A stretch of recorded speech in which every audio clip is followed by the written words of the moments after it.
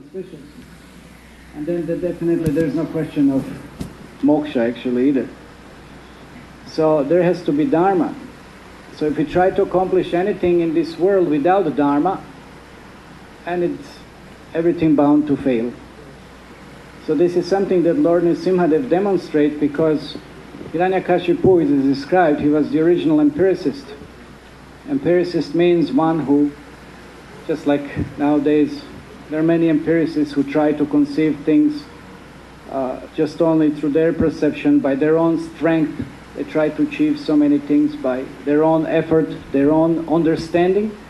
But it proves that it's not correct. Eventually every one of them fails. Why? Because again, it's not based on Dharma. So this is what Lord Narasimhadev came. Hey, why Abhishek is not going on? I said, going on. Why are you looking at me? And I said, Abhishek should be going. Put the lights off. There's no need of lights. Abhishek is just standing. We're just giving this as a little bit conclusion, just to try to understand the tattva of Lord Narasimhadev, his purpose of coming, his qualities, so that we can appreciate, because this day it's extremely important and auspicious day. Just a side detail. You can see here the Shalagram Shila down. Yes. This is Ugra Shalagram Narasimha. It's always based on the last altar, Sitaram Lakshman Hanuman. There are two Shilas there, Dwarkadish and Lord Narasimhadev. It has a wide gaping mouth, huge, and two chakras inside. It's very, very beautiful Shalagram. So that makes the whole Abhishek extremely, extremely powerful. When you have a deity and you have a Shalagram you don't have to install, it's already a deity. So this is why Narasimhadev appeared, to just defy any kind of misconception or empiric misconception that we can conceive and understand this world by our own power, or we can conquer this world by our own power and achieve many things. So this is what Narasimhadev came to defy. He said it's not true. It doesn't happen like this.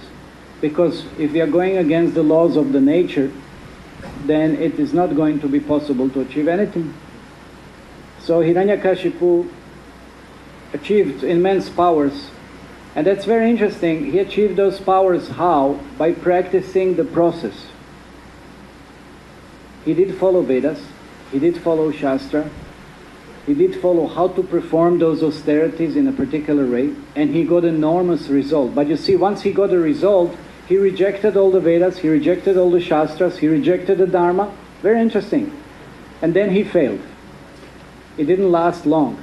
That's why you may wonder why sometimes there are so many people who are not godly, and then they have power, they have influence, they have, enjoyment, there's so many things going on, but it won't last.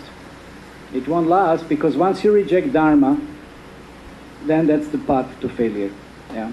So he initially followed all the Dharma. He was praying to whom? Whom he was praying? He asked blessings from whom? Anybody knows? Lord Brahma. And he received the blessings. And Lord Narasimhadev kept those blessings intact. He granted all these blessings to Narasimhadev because it was given by Lord Brahma. That was part of Dharma. It was a process. Yeah?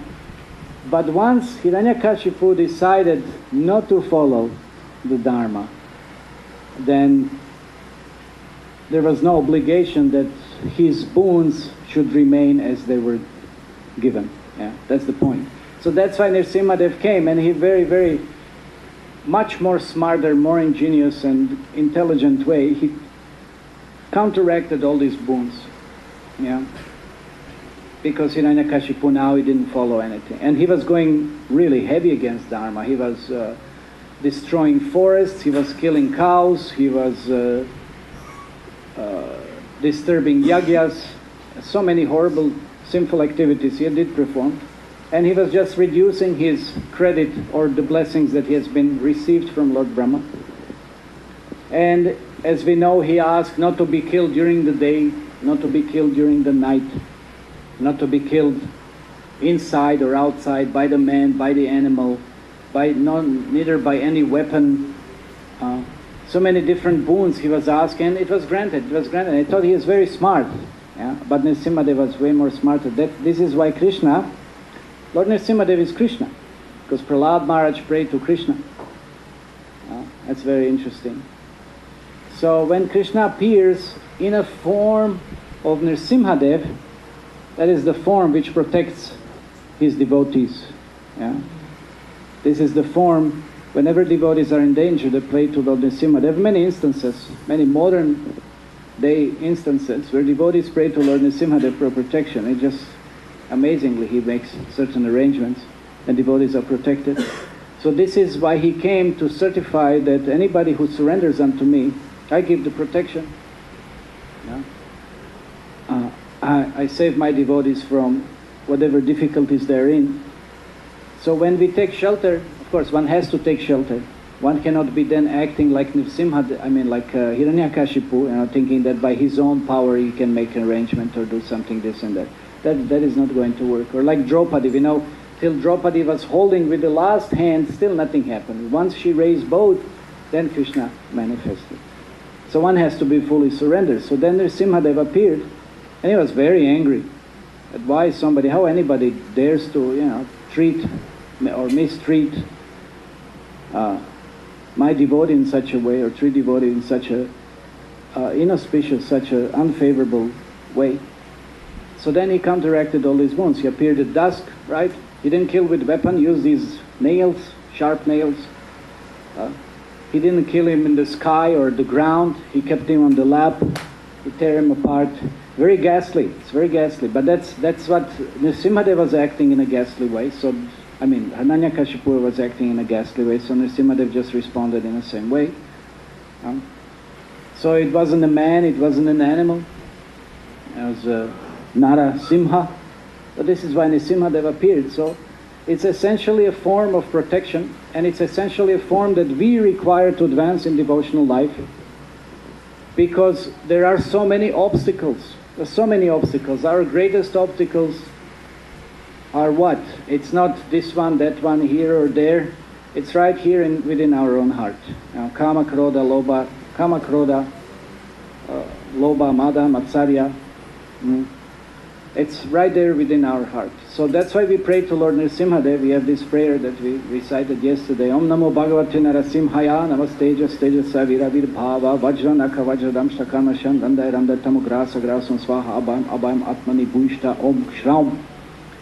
We pray to Lord Nrsimhadev, please tear apart with your sharp, thunder-like nails all those demon-like desires. Demon-like is just like Hiranyakashipu, just like you tore apart Hiranyakashipu with such a, ease. Because what was very interesting, Lord Indra sent his thunderbolt, it couldn't harm Hiranyakashipu. His body was so hard, so powerful. But Nrsimhadev, just with his nails, I just did like this, just like you could tear paper or something, just so easily. Yeah, it was a very ghastly scene, of course, because they fought. There was a big battle going on. Big battle going on. And it was said that Nrsimhadev also fought with all the soldiers, and when he appeared, there was such a thunder that all the wives of the demigods had a miscarriage. And when all these soldiers started rushing, he was just chopping them, cutting them here and there, just like Parashuram. It's like this. There was a big battle going on. And then finally, Hiranyakashipu. And then they were fighting, and it is described that Nrsimhadev was fighting with him just like, and actually playing just like a cat plays with a mouse. So sometimes he would let him go, and then the demigods would just, they lose their heart, and now Hiranyakashipu might do something and maybe even win or something. They were so afraid. But then again, Nrsimhadev would catch him. And then finally, when the dusk time came, which is about now, that was enough of play. I caught him, placed him on the lap like this.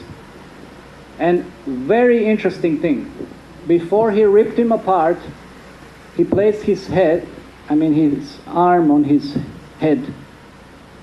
And it's just like he gave him anesthesia or something, He gave him blessing that he wouldn't feel anything. He blessed him. He already liberated him practically before he killed him. Then he tore him apart. That's very interesting. So that's the mercy of Nrsimhadev. Somebody may say, oh, God is partial. No, God is not partial. He's impartial. He will bless everybody.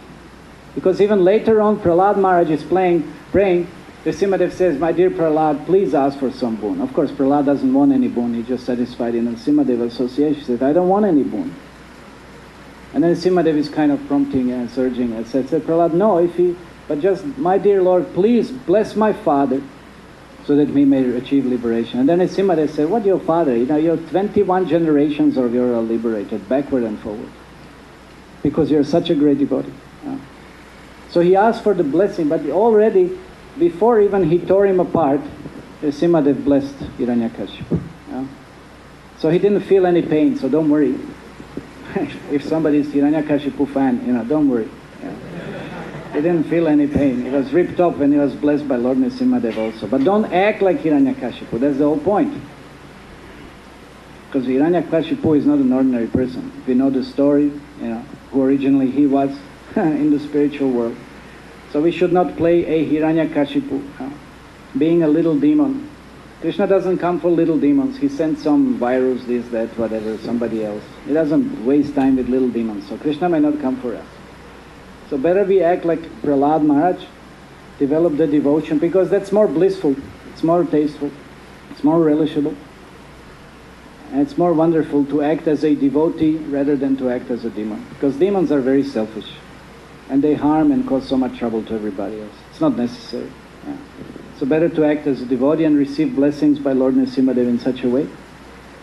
And that's why this process has been given to us, and it's very beautiful. If you study a little bit Srimad Bhagavatam, you will find wonderful, wonderful prayers of Prahlad Maharaj, wonderful instructions, how he achieved that position, how he achieved that mercy, how he became the devotee of the Lord. And that's something that we should aspire, and this is something that is recommended for our devotional life. Okay, so Narasimhadev Bhagavan ki jai, Prahlad Maharaj ki jai.